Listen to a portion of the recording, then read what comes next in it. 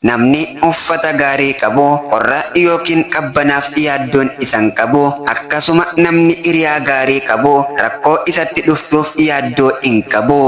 Filadhu har'aa saahiba gaarii qabeessiin deemaa hojii khayrii. Ani maqaan koo Sooratti Tamaamin Jaama kan inni itti dhaladhe godina Arsii yoo ta'u kan inni jiraadhu biyya Ormaati. Xalayaa kana kan inni barreesseef hiriyaatoo boonii fi namni hiriyaa hin qabne akka nama kafana hin qabneetti jaanii miree anis hiriyaa gaarii naa ta'uun akkan kafana qabaadhu tanna taasiste booniidha.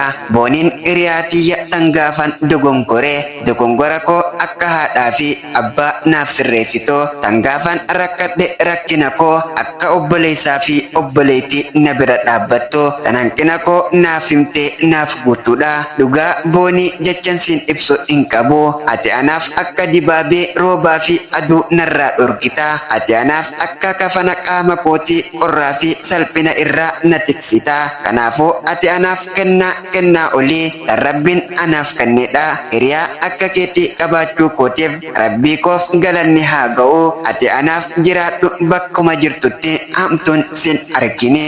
Jaalalli kun immoo fayyaa ijoollee akka uffataa yoo qaqqabaa hin oolle haara'umsa isin jalaa maataa yoo kunuunsan aanan caalaa addaata.